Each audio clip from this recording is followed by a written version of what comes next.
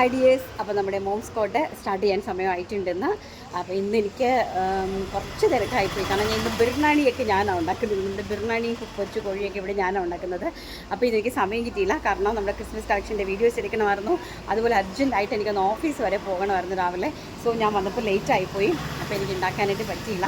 അപ്പോൾ അതുകൊണ്ട് നമ്മുടെ മോംസ് കോട്ട് ഇന്ന് വിഭവസമൃദ്ധമായ ഒരു ഊണാക്കിയാലോ എന്ന് കരുതിയിട്ട് നല്ല വറ്റ മീൻകറിയൊക്കെ വെച്ചിട്ട് നല്ല അടിപൊളിയൊരു ഊണ് സെറ്റ് ചെയ്തു.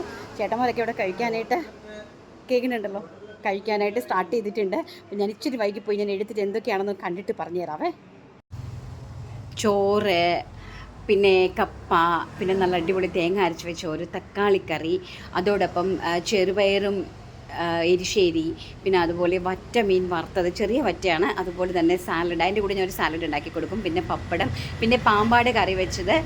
കാമ്പാട എന്ന് പറഞ്ഞാൽ നമ്മുടെ നീളമുള്ളൊരു മീനില്ലേ. പിന്നെ നമ്മുടെ അച്ചാർ.